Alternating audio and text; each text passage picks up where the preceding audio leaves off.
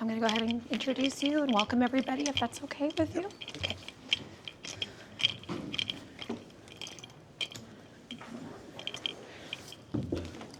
All right, good evening, everybody. Thank you for coming this evening to the library. It's a little chilly tonight, but it is February. Well, for those of you who I have not met before, my name is Lauren Gramley. I'm the business specialist here at the library. If you're not aware, we do have our launch business services here at the library, which includes one-on-one consultations with me, the business specialist. I actually used to run businesses for about 18 years and work in nonprofit for 5 years before I came here to the library. We also have a lot of great resources. We're doing market research, including databases. We have some tools for writing a business plan, a lot of marketing tools here as well. But probably my favorite thing, obviously, is these amazing workshops we have with local experts, like tonight's presenter. One quick housekeeping thing before we get started. In the back, we do have a sheet where if you want to put your email address down, join the business mailing list here for the library. I promise I won't spam you with a bunch of emails. But just I'll let you know about upcoming business and nonprofit workshops. You also have an option if you want to get a copy of tonight's slides. You can also go ahead and check that box as well. Also grab some coffee and grab some cookies. But I'm going to go ahead and introduce our presenter for this evening. Okay, so William Bill Whitman Jr. is a community volunteer, public servant, advocate, advisor, facilitator, entrepreneur, board member, public speaker, and writer. Whitman has a decades-long history of dedicated community service, volunteerism, and and advocacy for individuals, nonprofits, corporations, and others committed to helping others and serving the greater good. Throughout his professional career, Whitman has served as a trusted advisor to Fortune 100 corporations, government agencies, community service organizations, institutions of higher learning, philanthropic foundations, and countless others. Recognized by industry peers, clients, business, and community leaders as an expert in marketing, communications, brand management, public relations, and stakeholder engagement, Bill Whitman is known as a collaborative and an innovative thought leader, counselor, advocate, and strategist. Bill Whitman has served as a Chief Communications Officer, Chief Marketing Officer, and Chief Spokesperson, representing and providing strategic counsel to some of the most recognized, trusted, and respected organizations in the world. He is the founder and managing partner of Veritas Investment Partners, LLC, a private holding company and investment firm. He is also the founder and principal of W&A, an independent marketing, communications, and stakeholder engagement consultancy. He's also the founder and principal of the IMC Solution, an integrated marketing communications consultancy. He is a recipient of numerous community service, corporate, and industry awards. A former board member of the esteemed Chicago Jazz Ensemble at Columbia College Chicago, Bill Whitman is also a past member of the Arthur Page Society, former PR Week Awards judge, past member of the Executive Leadership Council, past Public Image Chair, Rotary International District 6490, and the Rotary Club of Champaign. He currently serves on the board of the Urbana Neighborhood Connection Center, a grassroots organization focused on education and skills development for underserved youth. He continues to serve as a mentor and advisor to countless industry practitioners, as well as others interested in marketing, communications, and public relations. Bill Whitman serves as a volunteer and member of the First Baptist Church of Savoy. And lastly, he's an alum of Southern Illinois University and the Thunderbird School of Global Management at Arizona State University. And I would like to welcome to the stage Bill Whitman Jr. Thank you very much. You're welcome. Thank you, Lauren. That was very kind of you. It's almost like I wrote it. About a year ago, I was contacted by a friend and former colleague. And at the time, she was the Chief Human Resources Officer for a fairly large company out of New York, retail business. And they were growing rapidly. Had only been in business for a couple of years, and they had a relatively new CEO. He was on the job for maybe 18 months. And she wanted to know if I was available to do media training, presentation skills training for her CEO. And she said, I'd just like to know the process that you go through, timeline, how many one-on-one sessions, and of course, cost. And I said, well, first of all, anything that you have that I can evaluate, any clips, speeches, any presentations that he's delivered, any interviews, podcasts, panel discussions, anything that you could share with me just so that I could evaluate where there may be some opportunities, that would be where I would start. And then I would like to meet your CEO and talk to him about his goals and what he thinks his opportunities are and go from there. Then I can send you a proposal.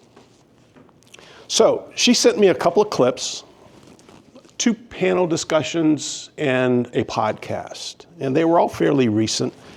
And there were several things that jumped out at me in reviewing those clips. In no particular order, one, he used a lot of vocal fillers. You know, like, and we all do that, right? It's not uncommon.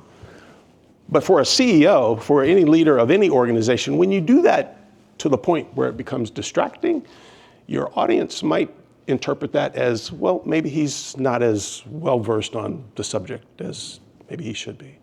Or worse, he's being evasive, right? So it could be a problem. Secondly, his conversations in these panel discussions and in the podcast were rather like a casual conversation with a friend. You know, if you ask your friend, how was your vacation? Your friend might say, well, you get the whole itinerary, right? I mean, everything from packing the bags to getting in the car, getting to the airport, the travel delays, all of the stuff, right? Which, again, casual conversation, that's perfectly fine. But if you're the leader of an organization and you're asked a question, be specific about what you want them to hear. Because ultimately, they're going to report what you say, and that, in turn, is how you engage with various stakeholders. So that could be a challenge for any particular leader. And then the third, there was really nothing that he said, either in the panel discussions or on these podcasts, that differentiated his brand from anyone else. Here's why our customer service is great. Here's why our products are great. Here's why our distribution channels are great. Here's how we're better than the other folks in our space. What we got was more or less a stream of consciousness. So, why do I share all this with you? Well, for any leader, whether it's a business leader or nonprofit leader, community organizer, community leader, what we say and how we say it, first and foremost, should be clear, should be concise, and it should be compelling. If you take nothing away from either this workshop or the workshops to come, please remember, as a leader within your respective organizations, your conversations carry weight. They are not the equivalent of a casual conversation with a colleague or a friend, right? Because largely you're talking to folks beyond the reporter, beyond the facilitator for that panel discussion, beyond the folks sitting in the audience, right? So if your event is recorded, as this one is, you're ultimately talking to a number of folks who aren't in the room when you're having that conversation, right? So this idea of strategic media relations and strategic engagement is really what we're here to talk about. And this is work that I've been doing for 30 plus years. I characterize myself as a recovering corporate executive, if you will. Recovering because I haven't been in that space for about 10 years, but what I learned from that experience in many organizations is there is a rhyme and rigor to virtually everything you do within a major corporation. Freelancers are really not welcome. And that includes leadership communication. So I spend a lot of time working with CEOs and board members and others who are in leadership position, preparing them for interviews and presentations, large and small. And there is a strategy behind all of that work. Even what you watch on television, in many cases, most of it is scripted and produced as opposed to off the cuff, right? So let's just jump into this. Is this page up?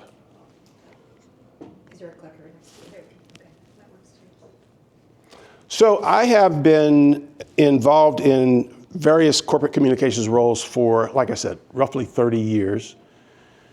For the last 10, we'll just start here to my left, your right. WNA is an entity that really was born out of, well, much like the phone call that I had from my former colleague. Every once in a while, over the course of my career, I would get a call from someone who had either worked with me or someone who had been referred by someone who knew me or worked with me and said, Bill, can you help me with this? We have a communications issue, we have a branding issue, we have a marketing issue, we have a crisis. Can you help us? So WNA really was born out of having some entity that I could do this work through and for, okay?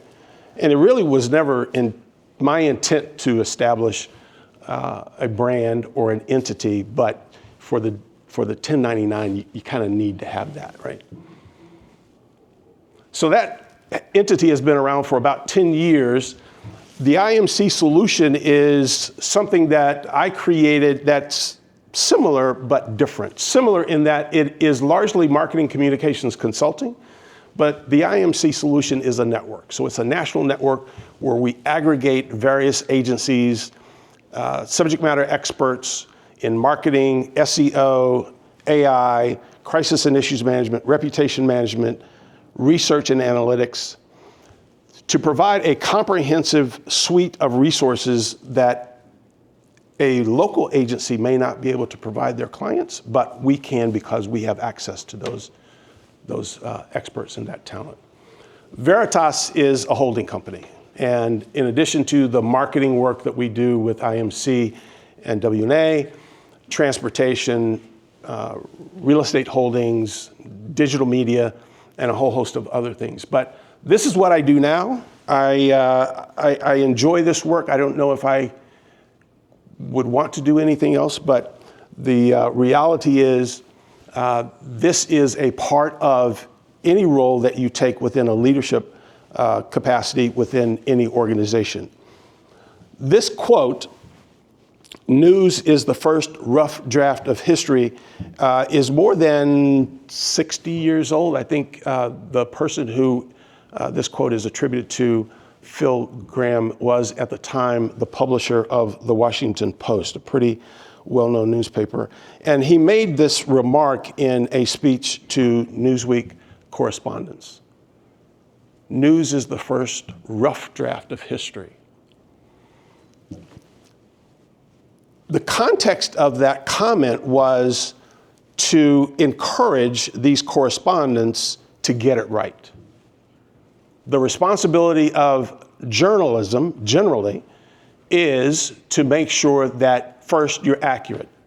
2, you're timely. 3, what you provide is relevant. It matters to people, right? So there are 2 things that jump out at me in this short sentence. One is rough draft. Rough means, well,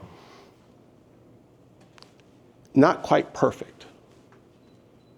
The draft is not quite perfect. Being first is critically important in news, journalism, print, broadcast, web, but it also says to me that there's a rush to get the information out and get it out quickly. We know this. I mean, we see breaking news hundreds of times a day, right? So whatever news channel you might be watching. But this idea of first rough draft means for us as business leaders, community leaders, that if the news media is reporting on your organization, then it's incumbent upon you that you help them get it right. Clear, concise, compelling. So, show of hands, how many of you have been interviewed, participated on a panel discussion, given a speech? Just show of hands. Almost everyone. Any one of you, not to put you on the spot, but any one of you go into any of those situations ill-prepared, where you felt like, I'm just going to wing it? I see one head nodding, some hands up. How'd that make you feel? If you weren't prepared, how'd it make you feel? Hesitant? Like you are put on the spot? May not have all the answers? A bit uncomfortable? I've counseled CEOs and other business leaders for many, many years, and I advise them to never, ever go into an interview without being prepared. There are always options. There are always options. Even if a reporter walks in the room with a camera, lights on, and microphone in hand and says, "Hey, I'm from WCIA. Would you mind answering a few questions?" You have the option to say, "I'd be happy to, but now's not the right time." Any panel discussion, any public speaking event is your opportunity to be prepared and tell the story that you want to tell about your organization, about your brand, or about the events. This can't be underscored enough, particularly if you're dealing with a crisis, right? So we have a couple of goals for today, and I want to make sure that we're aligned around what I hope to achieve today. I want to be able to provide relevant information for you that you will hopefully become more discerning news consumers. By the end of the day, we're all news consumers, right? You see it, you watch it, you hear it, you read it. There is a process that goes into that news reporting, and the more we understand about that process, the more we can understand why they are telling me this information now. Why do they think this is important to me? So I want you to be a bit more discerning about the information that is being shared with all of us. Secondly, I want to highlight some of the evolving events that are happening in the news media landscape. None of this will be news to any of you if you're paying attention. We all have these little mobile devices in our pockets or our purse. It's a contributing factor to that shift that we'll talk about in a few slides. And then I want to introduce some strategies that will help each of you with your respective organizations be better storytellers, be more discerning about how you share information, when and where that information can be shared, so that you can help your organization achieve the results that you want to achieve. So let's start with some basics. When I refer to media, I'm primarily talking about television, radio, print, web. It's mass media because it reaches the masses, right? So whether it's WCIA or it is NBC Universal, their bread and butter is their ability to reach countless people through their platform. Whether that's print, broadcast, web, and increasingly what we, as I will characterize all of us in the room, as citizen journalists can now do. What used to be the domain of those folks who went to journalism school and they got the little badge and they have their little desk and they're filing stories, now that's all of us. We can all do that. Content. Well, content is, it's, if you think about the media as the pipe, this is the stuff that's in the pipe, right? The content. It's the radio program, it's the television program, it's the movies, it's the book content, the genre, right? So it's the stuff within the pipe. DMA, circulation, and impressions all relate to measurement. So DMA, or designated market area, primarily refers to television. Every television in the country is within a DMA. So why does that matter? Well, because it helps the television station know more about you, the viewer. What your interests are, when you watch television, your purchasing habits, because that helps them determine what to market to you and what to charge the advertiser who wants to use their service to sell products, right? That's why it matters. Circulation simply is about print, newspapers, magazines, newsletters. How many are going out the door? It doesn't tell the business how many readers there are who are actually reading the paper. It's how many are actually buying the paper, right? Some are through subscriptions, some are through newsstands, if those still exist anywhere. And then impressions, two fronts. One, billboards, right? So every time you pass by a billboard, you count as an impression. Every time there's a banner ad and you see that banner ad on your computer, on your phone, that's an impression, right? So again, another way to track the data of the user. I mentioned this shortly ago. We see news, we hear news, we read news. What is it? What is it? Is there one definition? Are there many definitions? Anyone? What is it? I think at least one word that was really important that you shared in the previous slide was curated. So the news is curated. I think so. Anyone else? Information. Curated information? Timely. Let's go back to curated. Curated sounds sinister to me. What do you mean by curated? Hand selected.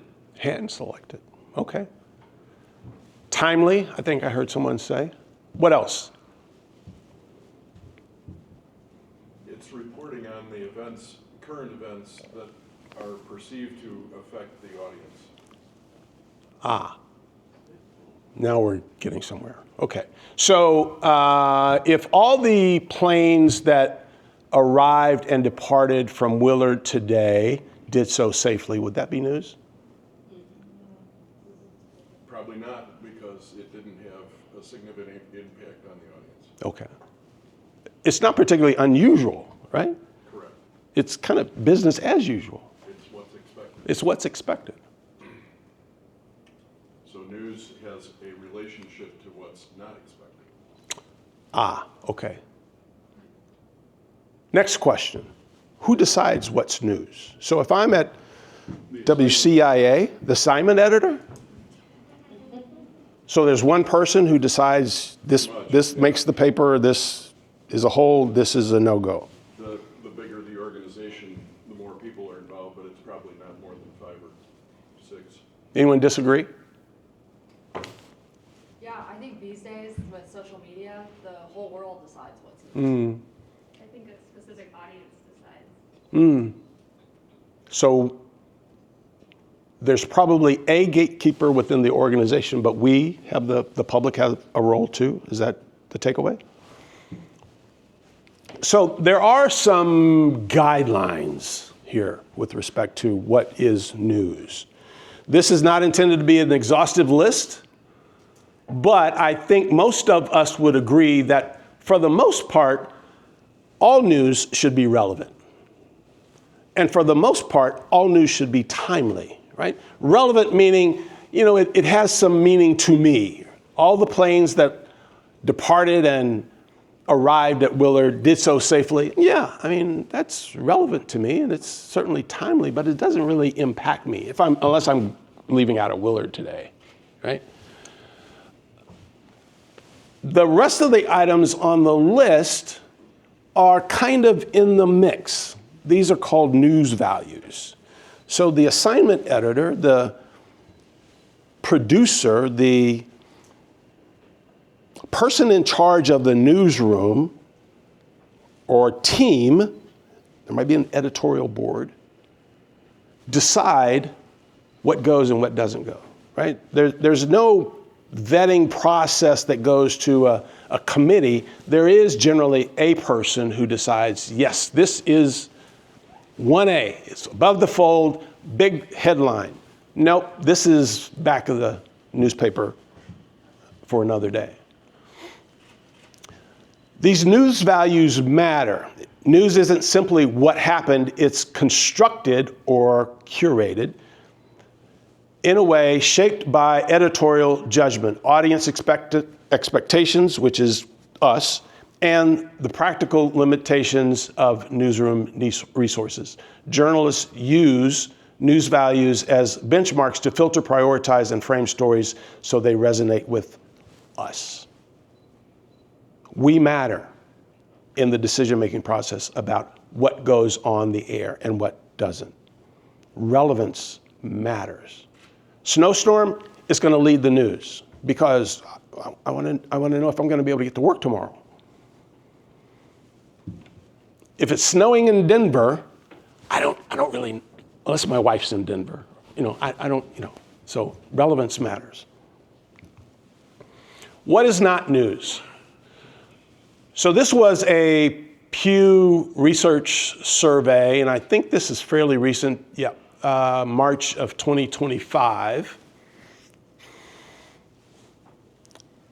Most respondents in the survey said, well, election updates and information about the war in Gaza, major car crash, those are news. Those items we would classify as news. Notable achievements about local people now you're getting in a gray area. Company reporting financial results, sports information, celebrities in their lives, it's starting to fall off the list. So these results are from adults in the US, folks like you and I, giving their opinion about what is and what is not news. Anyone disagree with what's here? I think this criteria probably applies to most of what we see in local news, national news, again, print, broadcast, and online. So again, politics and international conflicts, local crime stories, weather, traffic, particularly instances of severe weather or affected by more people were viewed as news. Perceptions of sports information were mixed, depending on both the individual participant and the story.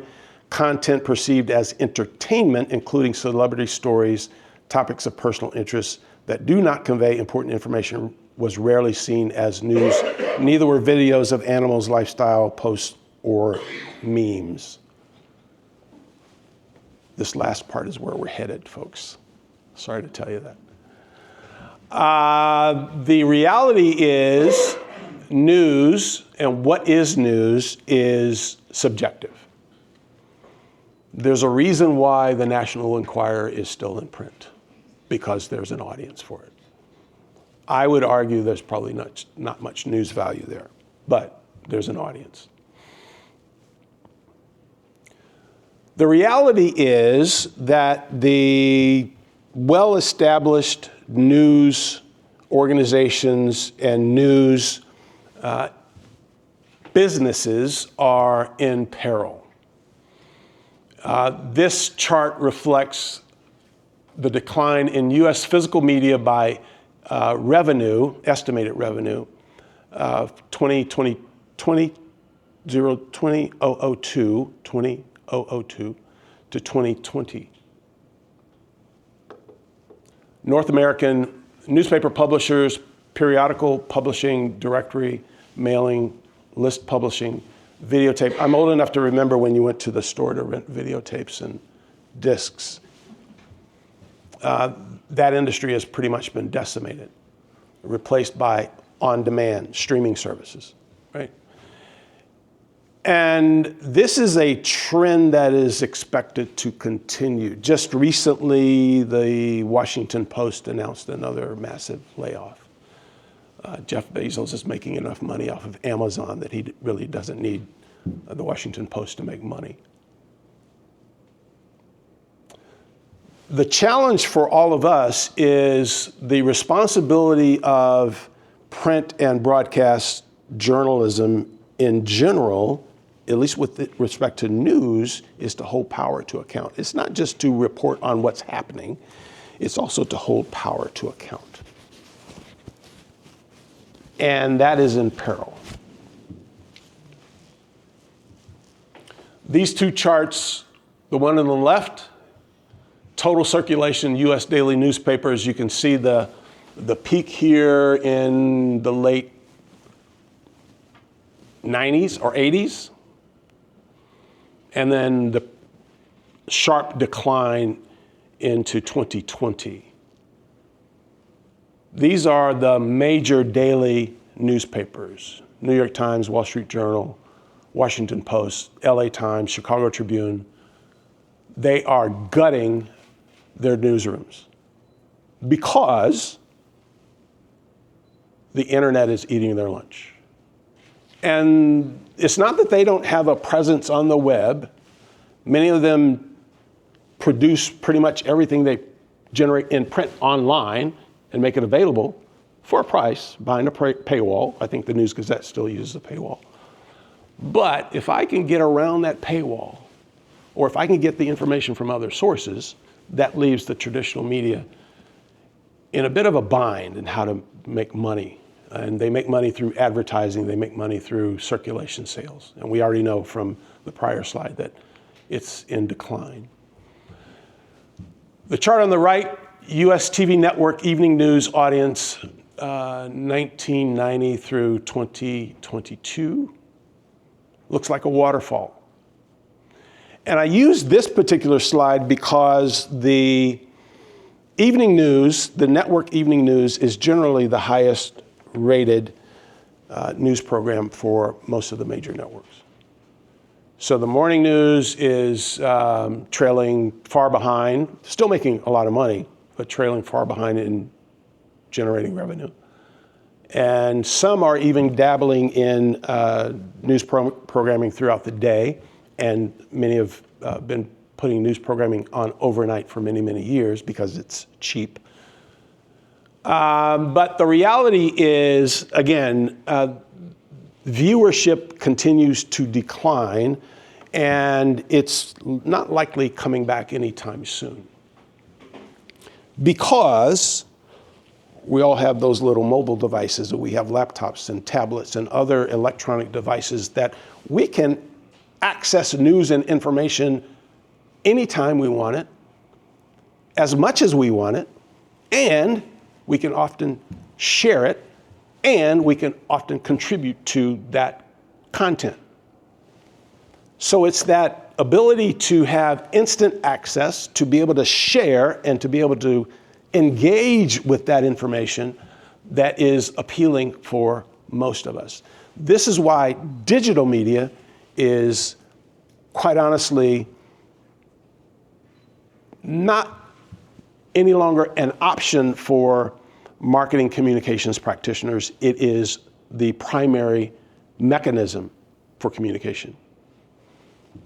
That's where we're living. That's where people expect to get their news. It's where we expect to be able to engage with friends and professionals and be able to get information about organizations that are relevant to us. Question, is this a good thing or a bad thing? This shift. I'm sorry? It varies. It varies? How? It gives more people the ability to break into it, but it removes a little bit of veracity, and people are also stuck in their own silos. What about access?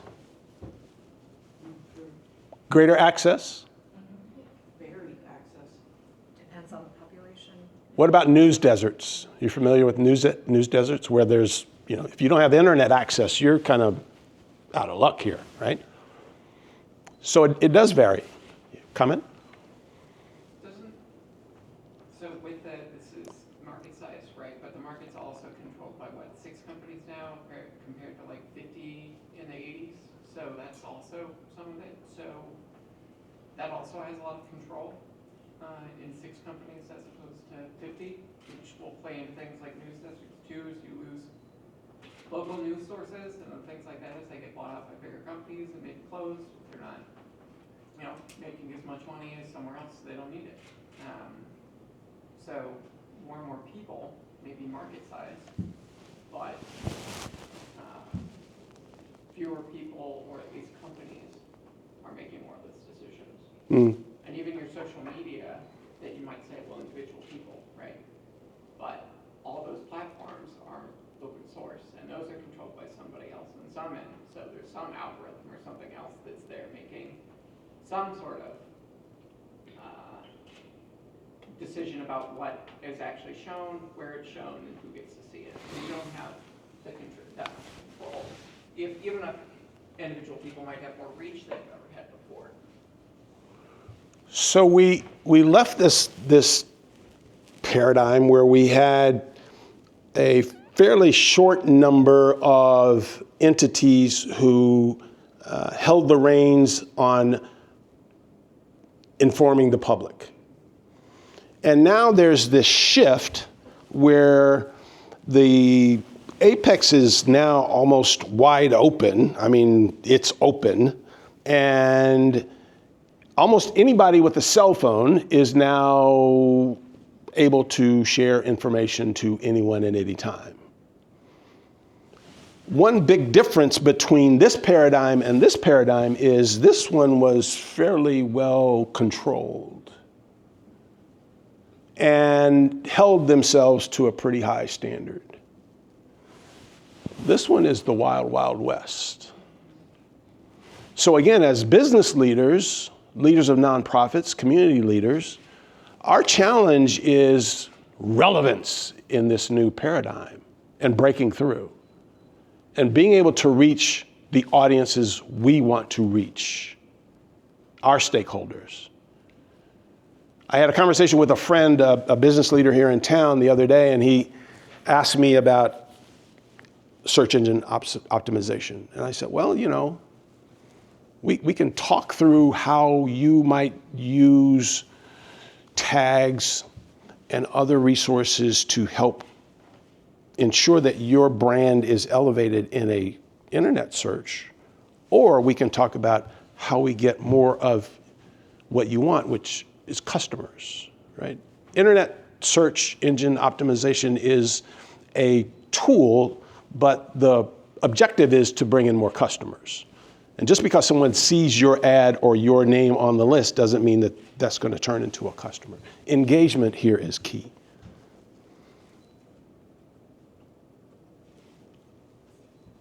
Access, broadcast, frequency is not the same as understanding. And understanding does not necessarily always translate to a transaction, engagement. Ultimately, what you want is engagement. I found this interesting. This is from a book. You can see the title there, and it's largely, and it's a good read.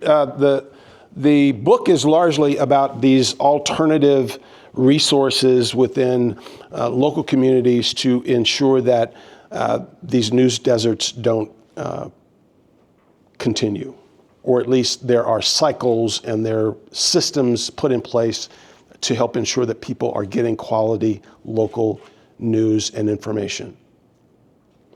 And the foreword in this book, look in the third or fourth page, in the introduction reads, Friday, August 12th, 2022, was a terrible day for Gannett journalists. Gannett's one of the largest newspaper companies in the world, USA Today and hundreds of other local newspapers.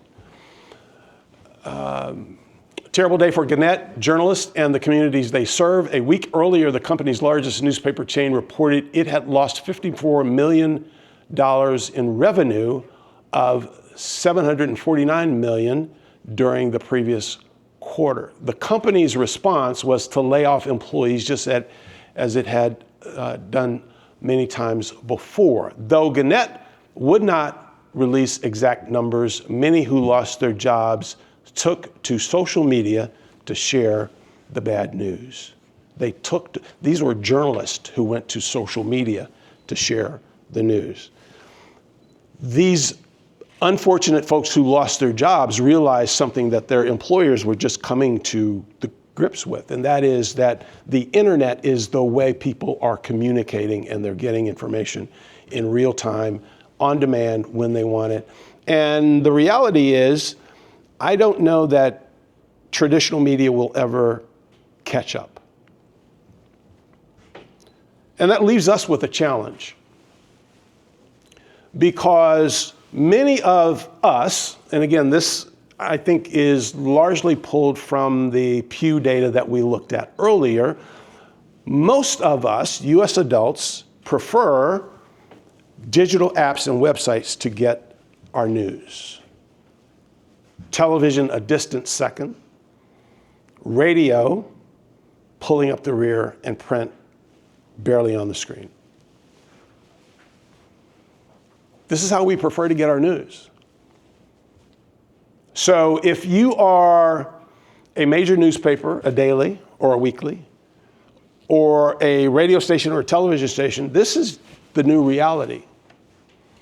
And catching up is extremely difficult. Algorithms are largely dictating what we see online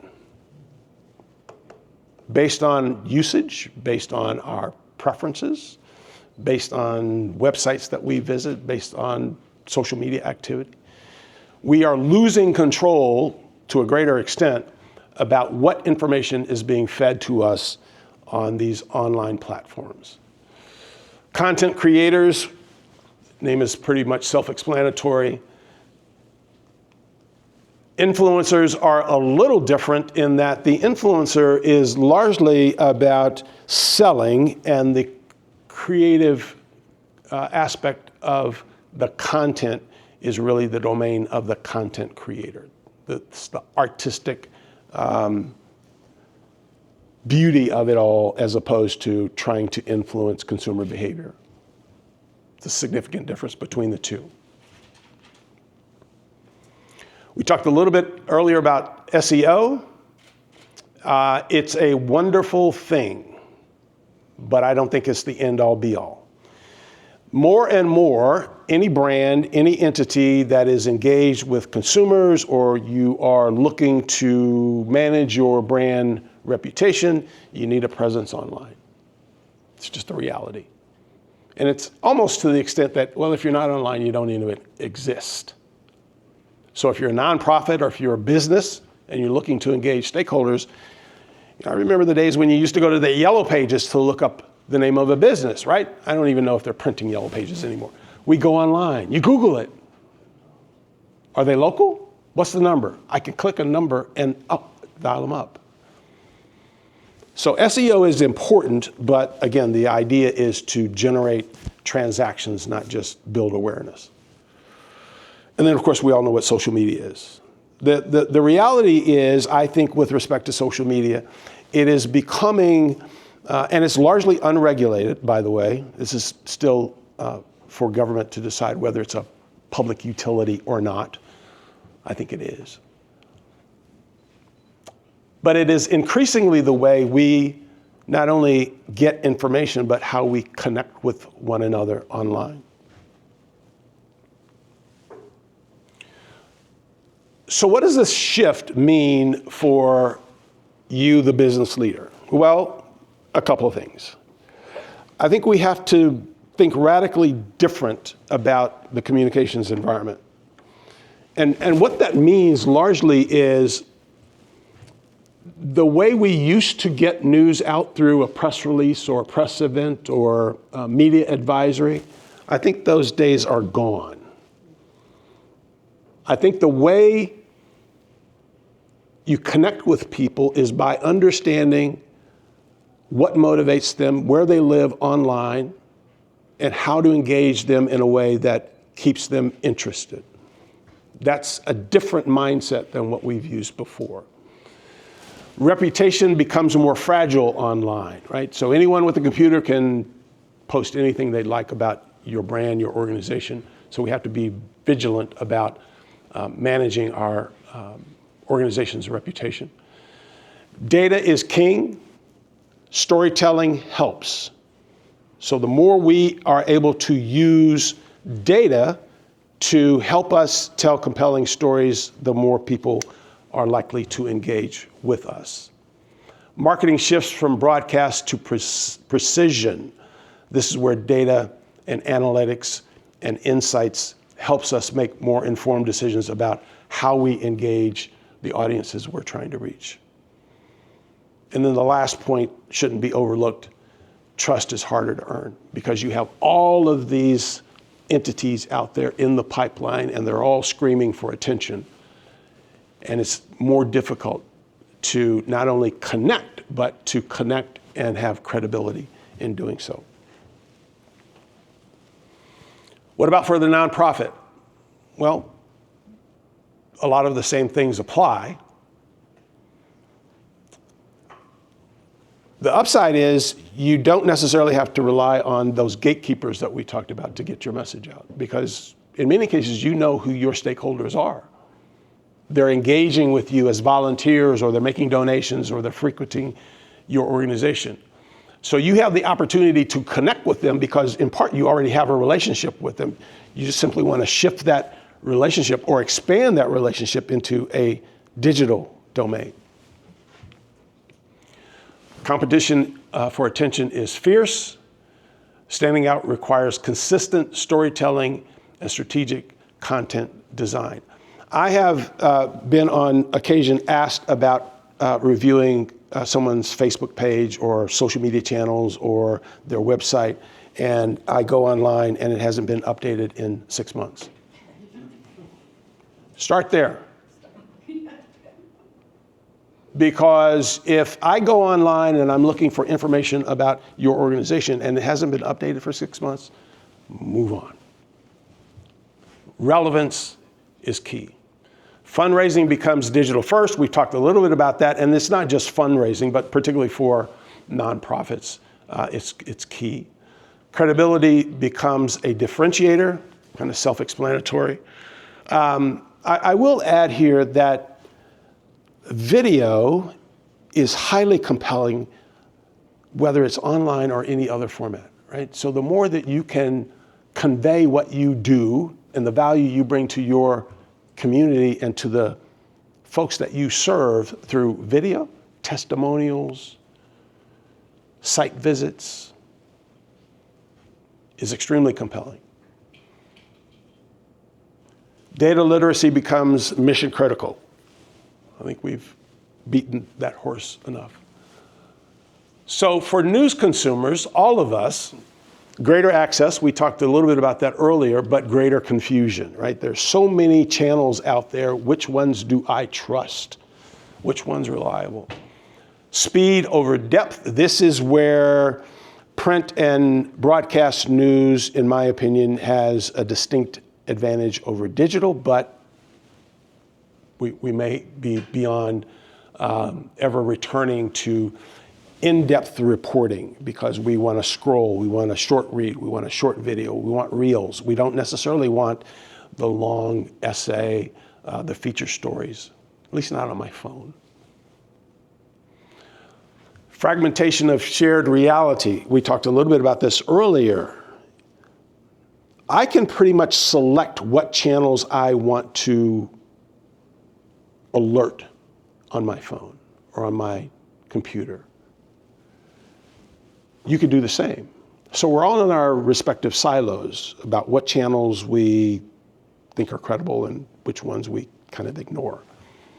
So this fragmentation becomes a little bit of a challenge, again, for all of us to be able to break through to find what's relevant and what's real. There is convenience and personalization, we get that, but there are challenges that we need to overcome. One way to do that is what's called the PESO model. PESO stands for paid, earned, shared, owned media. PESO, P-E-S-O. It's been around for decades. And what this means, so how many of you have heard of PESO? Anybody? Okay. What this means is, as you look at the media landscape, the print, broadcast, digital landscape, as it was, as it is, and as what it's projected to be, as marketing communications professionals, as business leaders, as leaders of nonprofits, community leaders, anyone who is interested in how this works, you have the choice to choose the channels that you want to use to orchestrate getting your message to the audiences that you want to reach. Again, it used to be you issue a press release, you send it to the PR newswire. It goes out to all the newsrooms across the country, and you hope and pray the next day you get news coverage. That model is gone.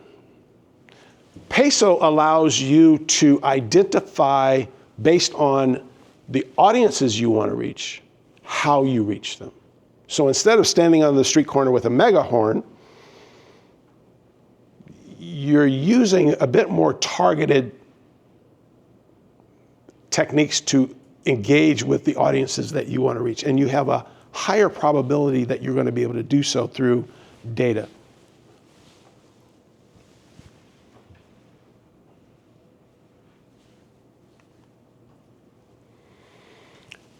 A couple of things I want to share with you with respect to leveraging strategic media relations. It doesn't matter whether you're a nonprofit, a business owner, large or small, set goals. Now, again, we're talking about strategic media relations, set goals. What does that mean? Well, who are the audiences you're trying to reach and why? What does success look like? Where are they? How do they engage with you now? How can you amplify that engagement through media? Because again, print, some people are still there. Broadcast, yeah, maybe some, but we're moving to digital. Develop a stakeholder engagement strategy. What does that mean? All of us have stakeholders, people who we do business with, organizations we do business with, acquaintances we engage with on occasion. There are influencers, there are regulators, there are board members, there are employees, there are volunteers. These are all stakeholders. The engagement strategy allows you to look at all those stakeholders and start to tier the ones that are mission critical, the ones that are nice to knows, and those that you can get to later. So the way you identify those individuals and those organizations, those entities, is completely up to you, but it's absolutely critical for you to be able to set goals on how you're going to engage them, because you need to know who they are. And rank them, literally rank them, so that you know where to start. The PESO model helps you do that so that you can identify those channels that will help you engage with those various stakeholders. It will help you develop and maintain relevant, engaging, and timely marketing communications content. I'm here. Meet people where they are. Engage with them in ways that is most relevant to them. If you're posting information online and you see that that's getting a lot of traffic, that's what is of interest to people, so that you want to continue to provide that information in a timely and relevant way. Create opportunities to engage stakeholders when and where and how it's convenient and relevant for them. Keep them informed, engaged, excited. Provide shareable content. This is one of the things we talked about, news, right? So the ability to take an article and share it with your friends and add comment. It's a model that works. People like to share good news. People like to share information that is relevant to them and they think might be relevant to their friends and others within their network. Leverage research. I cannot overemphasize this. The more you're able to use data, analytics, and insights to help you make more informed decisions, the greater the return on your investment will be.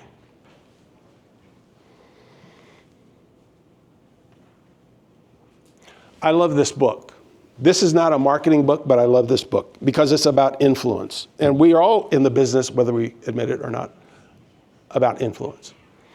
And Robert Cialdini, the author of this book, social psychologist, researched over decades those levers that motivate most of us to make decisions. And there's a fairly short list.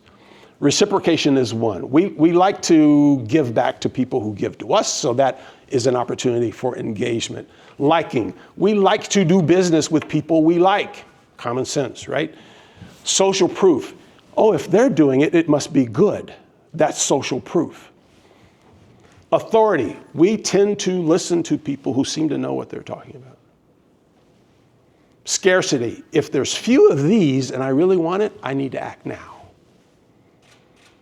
Commitment and consistency simply means we like to follow through on those things that we say we will follow through on. This isn't overly complicated.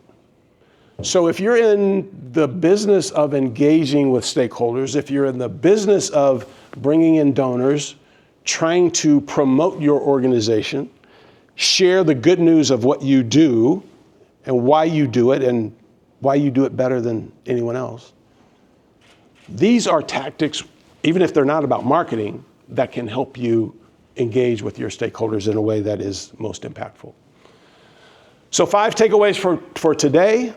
All leadership and brand messaging via any channel, platform, or format must be clear, concise, and compelling. That's where we started. Clear, concise, and compelling. It doesn't matter the channel. It doesn't matter the platform. If I can't hear you, if I don't understand you, none of the rest matters.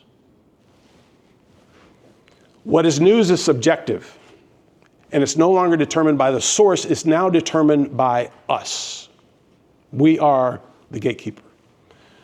Traditional news media has shifted from print to broadcast to digital. Leverage research, data, and insights to target and amplify key stakeholder engagement. Targeted, personalized, strategic engagement deepens brand trust, loyalty, and prompts action.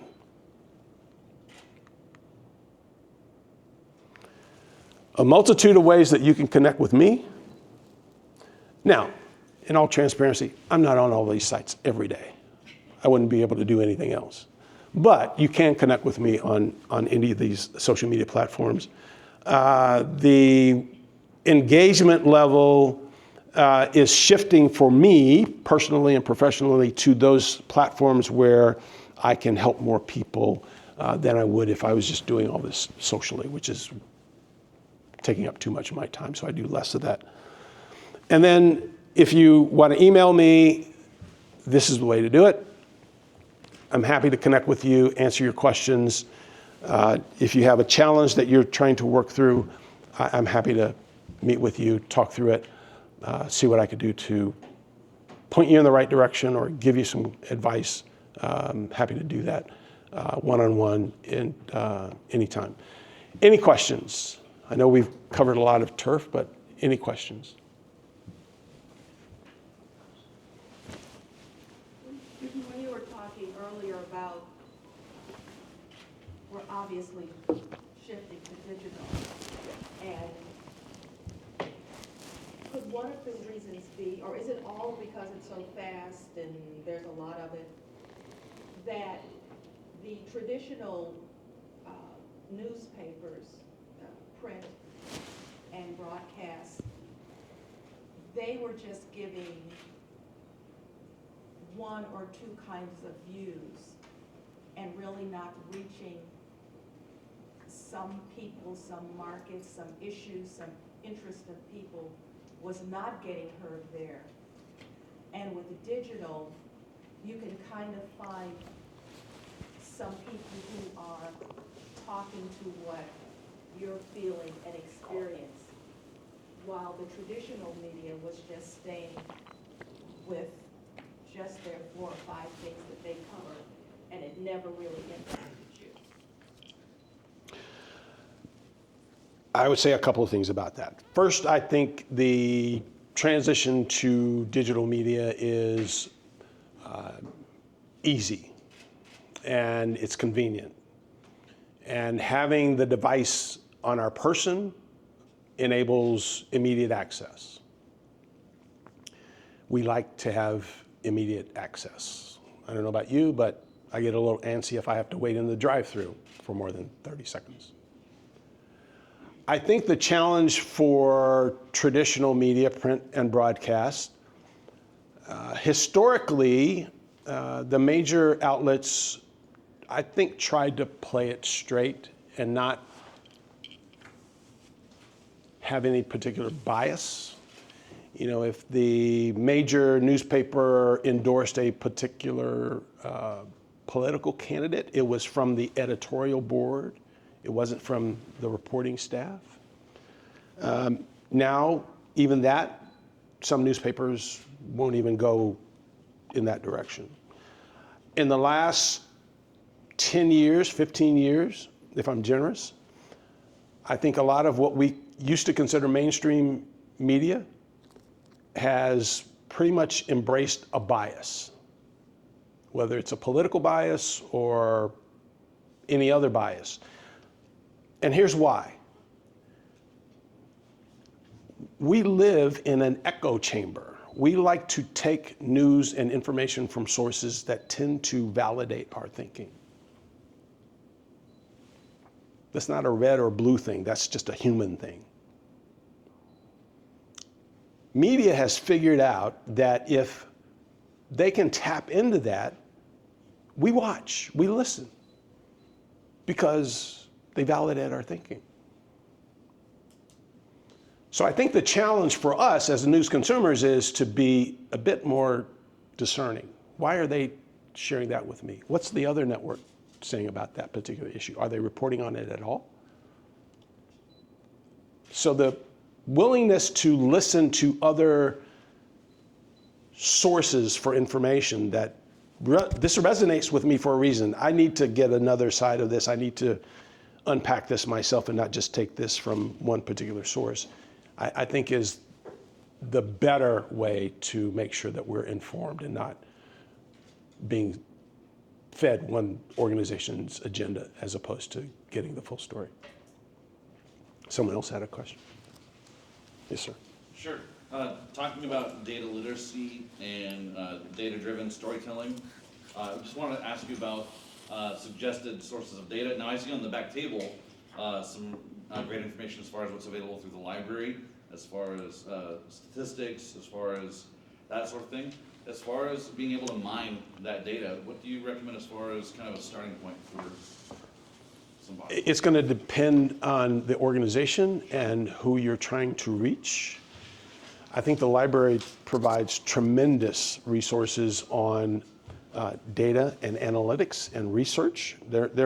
My experience has been there's not a lot of businesses that do that locally, but there are resources that are available who can help unpack that for you.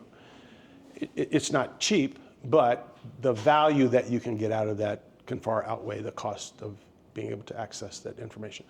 This is another conversation that I had with a friend, a business owner here in town, about understanding stakeholder engagement.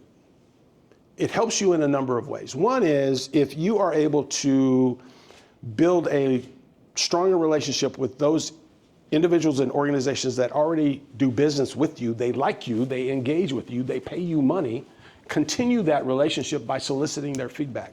How do we do? Why us over the competition? What do we do better than anyone else? Where can we improve? How can we do better? So that engagement allows you a couple of things. One, feedback that you can use to now do better, but it also provides you with marketing content that you can use to promote your business to get more business. Other question? I have two questions. One is on engagement. So, I've sent sort of different engagement posts out on social media for my nonprofit, and I hear crickets. How do you kind of warm up your audience to start engaging? Are there strategies that you recommend to start that conversation with your social media audience where you're not just posting, they're engaging and providing you feedback? I am a proponent of surveys and understand that a 10% response rate on a survey is gold. You're not going to get 100%. No one gets 100% on a survey response unless, you're surveying one person.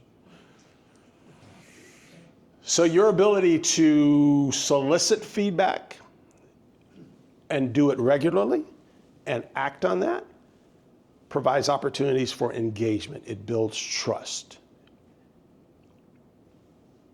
That's where I would start. Thank you. My second question is, you mentioned on the nonprofit slide about consistent storytelling, of course, but then strategic content design. Does that mean the look of your content, the words in your content? Do you use similar phrases across all of your content? Can you just elaborate a little bit more on that statement? So this is where research can also help. Things like message testing, what resonates with people, what turns people off. The more you can get underneath that will help you with your messaging. Sometimes when we post things online, we're really just posting for ourselves. This sounds good. We really don't know unless we ask how that resonates with other people. Does this help inform you? Does this provide you with an incentive to engage with us more? Is it an incentive for you to go look elsewhere because we didn't answer your question? So I think things like message testing are done fairly easily. You just have to find the right resources to be able to do that. Thank you. You're welcome. Other questions? I know I missed one or two. Anyone else? Anyone? Well, thank you, everybody. Appreciate it.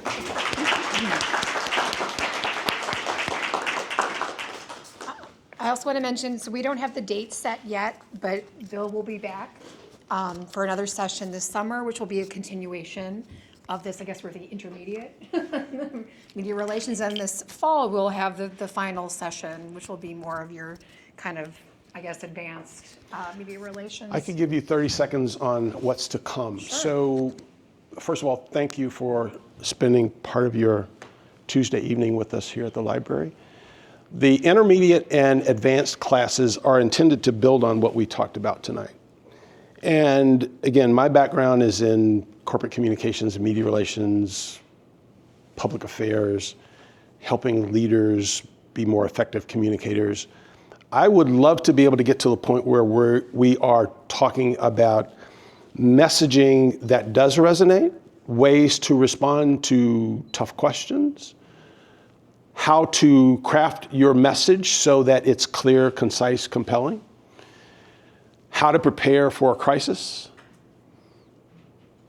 how to engage with stakeholders in a crisis. I'd love to be able to get to a point where we could actually do some mock interviews. I don't know if we'll be able to do that in this forum or not, but I'd love to be able to do that, maybe for the advanced class.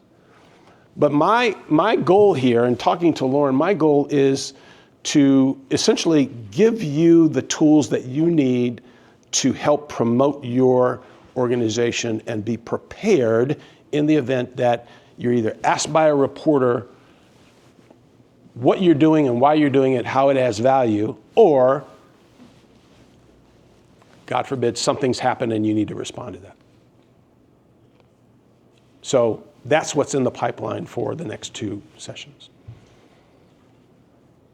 May I ask you a question that might be more than you would like to share? I've taken tough questions before, so take your best shot. With your concise, compelling, I forget the third one. Clear, concise, and compelling. Will you be able to share with us maybe a possible audience demographic? Female between the age of 20 and 25, male between the age of 40 and 50. What's concise and compelling to that demographic? One size does not fit all. That's why I'm asking, if that will be shared. I think it would be easy if that were the case. This is where the research comes in.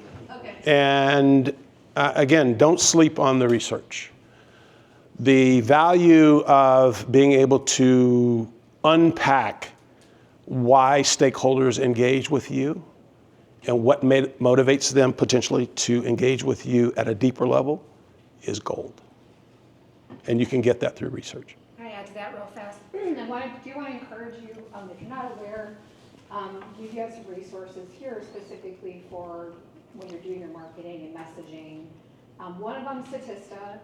It's a great resource. They have these profiles all about different demographic groups. I mean, and especially like there's one for Gen Z, Gen X, like baby boomers, and it talks specifically, how they get their media, what they value. And so if you know that your target customer is within a certain group, that can help your, when you're deciding where are you spending your advertising efforts, what are you putting out there, how are you engaging them We also have access, you can pull some information through Simply Analytics, and actually on Mergent Intellect as well, for these groups of consumers, the Mosaic reports and PRISM reports. I don't know, you probably are very aware of those, but you can get a report, you know, that basically put everybody into these different groups based on, yeah, interest and demographic information, psychographic stuff, and then it'll tell you then how many, you know, in your community, you can search by zip code or county or whatever location and see how many people